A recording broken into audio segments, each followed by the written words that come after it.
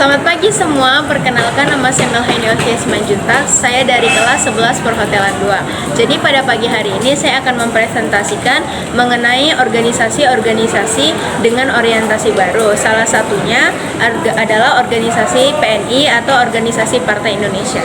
Sebelum itu saya akan memaparkan poin-poin yang telah saya buat. Poin pertama adalah apa yang mendasari berdirinya Partai Nasional Indonesia.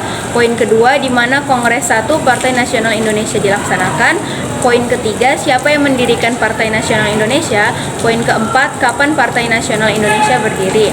Kelima, mengapa Partai Nasional Indonesia termasuk ke dalam organisasi politik yang realisioner, ekstrim, dan radikal. Poin keenam, bagaimana cara Soekarno mempertahankan organisasi PNI. Apa yang mendasari berdirinya Partai Nasional Indonesia? Yang mendasari berdirinya Partai Nasional Indonesia adalah perasaan Soekarno yang merasa memerlukan kekuatan politik yang dapat mempresentasikan perjuangan rakyat untuk mencapai kemerdekaan. Di mana Kongres 1 Partai Nasional Indonesia dilaksanakan. Kongres 1 Partai Nasional Indonesia dilaksanakan itu di Surabaya. Jadi Partai Nasional Indonesia itu mempunyai dua kongres. Yang pertama Kongres 1 dan yang kedua Kongres 2. Siapa yang mendirikan Partai Nasional Indonesia? Partai Nasional Indonesia didirikan oleh Dr.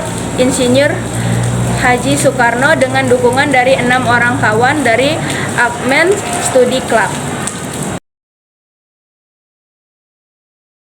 Kapan Partai Nasional Indonesia berdiri? Jadi Partai Nasional Indonesia ini berdiri pada tanggal 4 Juli 1927.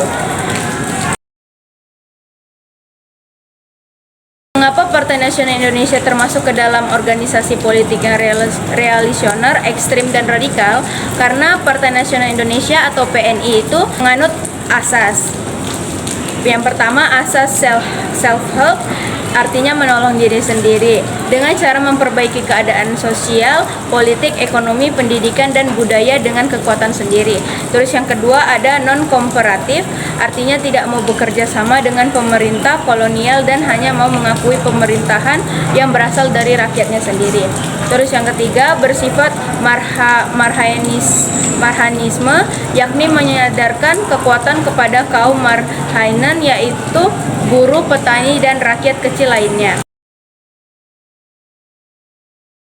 Bagaimana cara Soekarno mempertahankan organisasi PNI?